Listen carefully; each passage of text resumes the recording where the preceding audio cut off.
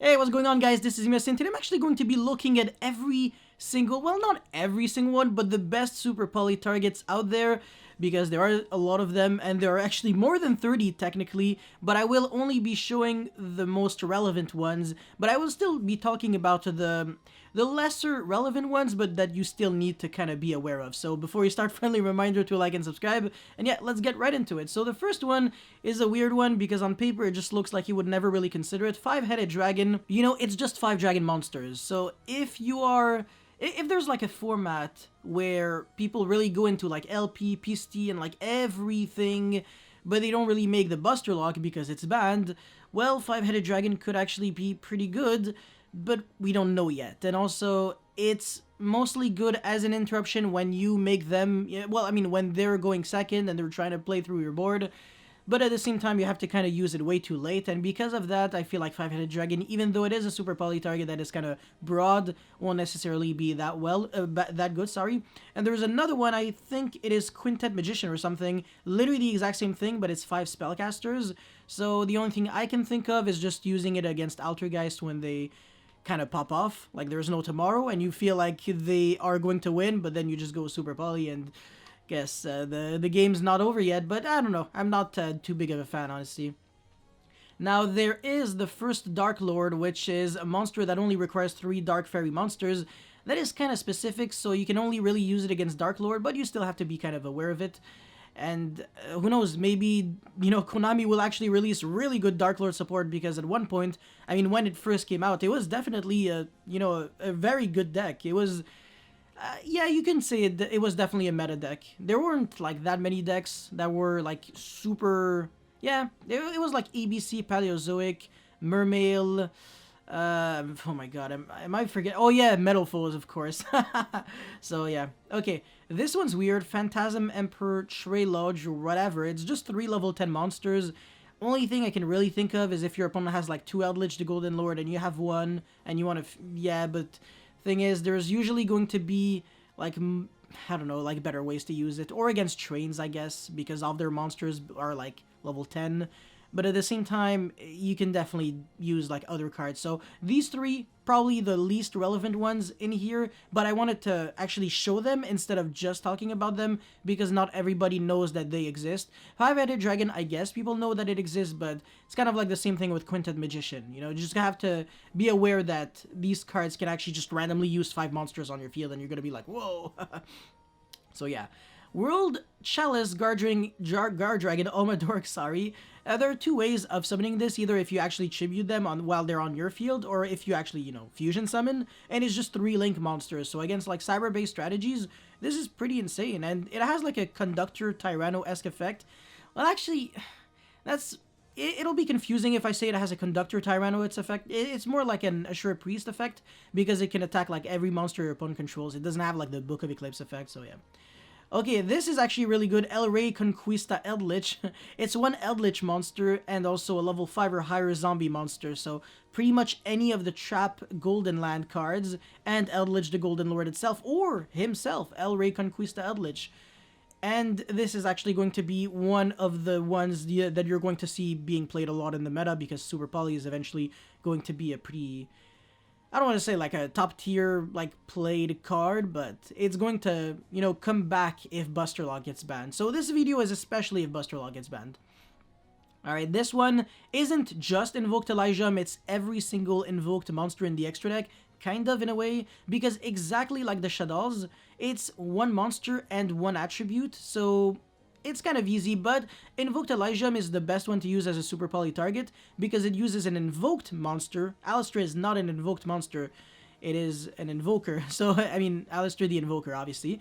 And this is basically like an invoked fusion, and also a monster that was special summoned from the extra deck. So if they go like Merkaba plus something else, well, you just use 2 monsters in 1 shot for Elysium, and it has a nasty effect, so pretty good. Alright, Thunder Dragon Titan, it's just 3 Thunder Dragon monsters, nothing to explain here. If people were making triple Super Bolt, you could actually either do Thunder Dragon Titan, or you could do the other monster, which is, 3 Darks, Predaplan Shifu Verdum, which is not in this list, because I already, you know, I'm going to show a lot of cards that are going to be using Dark monsters, so yeah. Draco Knight, Draco Equist. I like this card a lot. It's a Dragon type Synchro and a Warrior type monster. Now this would have been very, very good against, sorry, what's the name of the Infernoble, if they weren't looping cards out of your hand with Smoke Grenade and all of that bullshit. Because obviously Super Poly, they're just gonna see it and they're gonna be like, nah bro, I'm gonna discard that card. So unless you like top deck Super Poly for turn, which is super unlikely, you won't really be breaking their boards with, you know, this card. So this can actually be used to get rid of Borreload Savage and Charlemagne, which is the Synchro Infernal Bull monster. And it also has a decent effect-ish, but you won't be using it too much. I think the stats are insane, like 3200 attack. And like I said, it uses like a Dragon Synchro and a Warrior type monster. So it's not that hard to make, especially if you're playing against a lot of Infernobles with that Smoke Grenade. Screw Smoke Grenade, but also most importantly screw Isolde and just Needle Fiber, Link Cross, all that. I hate it. Alright, Metalfoes Crimsonite. This is more of a card that you can... yeah, this is also a card that you can use against Metalfoes. So this in Metalfoes is nasty because any of your Metalfoes normal summon becomes like an instant huge board wipe because it's literally just a Metalfoes monster and 2 monsters with a 3000 or less attack. That's by far the easiest monster to summon in this entire list. So, and it's also a level 9, so if you can summon 2, you can make VFD. Combo's a bit less easy to pull in Metalfoes if you're going first, but it's adorable. As a Super Poly target, is just nasty though. How's Dragonmaid? Interesting card, because Dragonmaid can definitely become like Madolchi 2.0, as in it's a rogue deck, but it's a good rogue deck, so if the format actually sucks, Dragonmaid is actually nasty. And the House Dragonmaid is actually like really easy to make. It's just a Dragonmaid monster and a Dragon monster. I feel like that's just ridiculous. There's also the really huge Dragonmaid, which is a Dragonmaid and a level, I think, 7 or something, or higher Dragon monster, something like that. You can also play that one in the extra deck for Super Poly, but I think House Dragonmaid is just the simplest one to make, so I think this is safer. Mutant Synthesis is also a joke. It's just 2 mutant with different attributes, and Mutant is kind of like a new TCG exclusive, so it's just a matter of time before you're going to see this. Once again, if Mutant become really, really played and really good, it's just a matter of time before people actually catch on to the fact that Synthesis can destroy their deck completely. Of course, Dragon Necro, Nether Soul Dragon, not only is this good against Eldlich, but also if you're playing Zombie World, you can just destroy your opponent completely because they become zombie monsters. So Super Poly is just always going to be generic, and you're always going to be able to summon this at least, even if they have like 2 random monsters with like weird stats and stuff like that. You're rarely using it on real zombies. That's my point. Except, like I said, if you're playing against Eldlich. Vision Hero Adoration, it's not the only one that can actually use 2 hero monsters, if I recall correctly. There's also Vision Hero Trinity that uses 3 hero monsters, and there's another one that actually negates, which is like really good. I forgot if it was a no, it's not a mask hero. Obviously, it's not a mask hero. I forgot though. I'm going to probably come back to you if I find it one day, but yeah. Starving Venom, it's 2 dark monsters on the field except tokens. I think this is just a given. And Plunder Patrol Ship Lease, it's just 2 Plunder Patrol monsters, which is also kind of cute, and it also has like a... No, okay, sure, it doesn't actually have a real effect if you're not playing Plunder Patrol, but if Plunder Patrol become good, once again, we never know, it's a TCG exclusive. It could also get the Burning Abyss treatment, where it was very good in the TCG, and then the OCG gave it Beatrice, which made it actually a degenerate deck. So, maybe, we never know, honestly. Spirals were garbage for so long, and then you double Helix, boom, boom, boom, boom, boom, tier 0. Yeah. Prank Kids Weather Washer, there's that, and there's also Battle Butler, but Battle Butler actually requires 3 specific Prank Kids, whereas Weather Washer and the Halloween Candy, the Rocket something, is just 2 Prank Kid monsters. But this, unlike Rocket, has a real effect even if you're not playing Prank Kid cards. And it's the fact that when your Prank Kid monster attacks, it's kind of like a... Is the name Armades? Basically, Keeper of Boundaries. Your opponent can't use any card's effect until the end of the damage step. So if he has like a Yang Zing and you jump over it with Weather Washer, they just don't get an effect. Whereas Rocket, it's just like you revive 2 Prank Kids monster in your grave. So of course, when you're not playing Prank Kids, it's just not even like an effect. So yeah. Okay, there's Supreme Arcanite Magician, but there's also another one for the Psychic monsters, the exact same summoning condition, except that it's Psychic. So one Psychic type Synchro monster, and just any Psychic monster. And Supreme Arcanite Magician is the same, but for Spellcasters. So I can't really think out of the top of my head of some really good Psychic type Synchro monsters and Spellcaster Synchro monsters that people will pretty much always summon in their turn 1 in the current format or in future formats. Actually, there's probably one. Maybe, no, I don't think virtual worlds are, maybe, yeah, if they make Psychic monster, maybe, but there's probably always something better that you can do against them, so not too big of a fan. This is actually super cute, Dante Pilgrim. 3 Burning Abyss with different names. It's kind of hard, honestly. You would be using it on, like, Cherubini, which is a Burning Abyss, of course, Dante, and, like, another Burning Abyss, and then you summon this. And this is one of the biggest nightmares in the world to actually get rid of. It cannot be targeted by card effects, and when it is destroyed because of your opponent, you send one random card from their hand to the grave, so it's an absolute nightmare. If you can actually summon this, your opponent is in deep trouble. First of the Dragons, this card looks, on paper, it looks unplayable, but if Link Cross doesn't get banned, remember that it does summon 2 normal monsters, and as long as they don't have a Link Rebo in the grave, you can just stop them from being able to synchro summon by using First of the Dragons, and a lot of decks simply cannot out this. This is basically like Mega Clops, because it is unaffected by monster effects except normal monster. Wait, sorry, it is unaffected by monster effects, and it cannot be destroyed by a battle except with normal monsters. So it's really frustrating to deal with. Honestly, I can't really think of too many decks outside of like Forbidden Drop, Dark Ruler, and Infinite that can actually clear this. Yeah, no, every single combo deck would simply lose to this.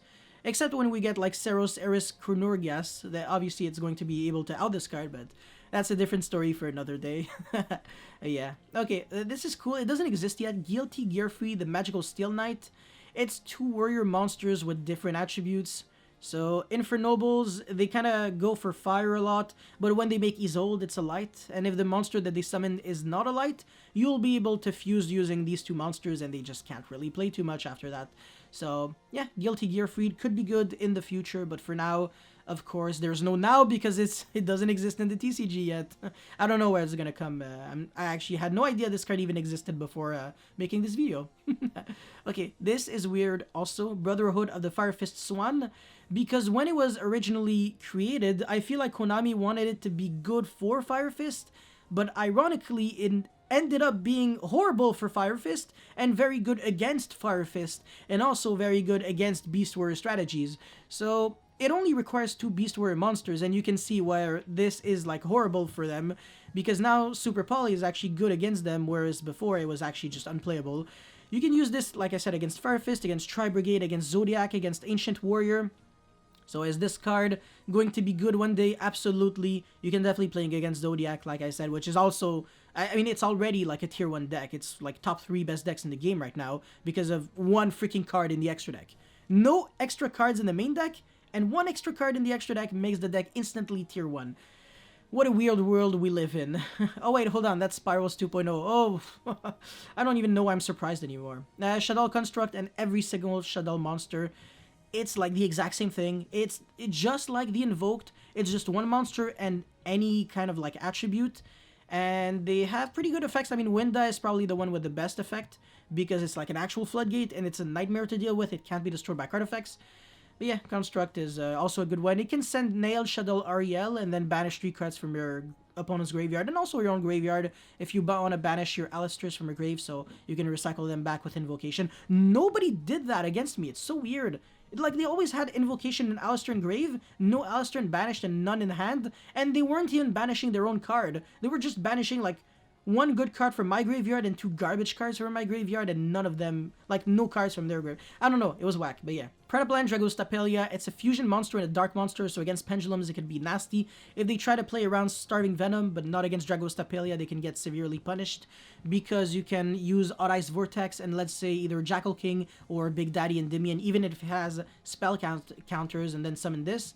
And then you can jump over a Jackal King and then kind of like negate something else, so this card basically just breaks like 4 negates on its own. It's terrifying. It's just like it's a negate, so, you know, yeah. Fright for Whale, this I felt like would probably be the best one against Fluffles if it ever becomes good, because it's an engine monster and a Fluffle monster, and it has an effect on summon, which is a real Super Poly target, because sometimes when you see Super Poly targets, they're just cards that get rid of your opponent's monsters and that's it. But sometimes they actually do have effects, and this one, I guess, you had the choice between a lot of useless Garnets and a card that actually did something, so I don't know. Whale, you can play it, so yeah. DDD Oracle King Dark, there has to be like a better one, but this is probably, like, out of all the super simple ones, it's the one that kind of, you know, has the best attack. Okay, yeah, sure, the effect is irrelevant, but the ones that actually have good effects, they're like kind of situational, so I wouldn't really go for the risky part.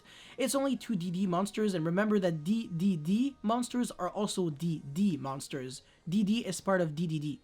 Very confusing, I know a lot of these, so yeah. Earth Golem Adagnister, there's that, and also Deplexer Chimera and Salamangreat Violet Chimera for Cyberse strategies, and also World Chalice Guard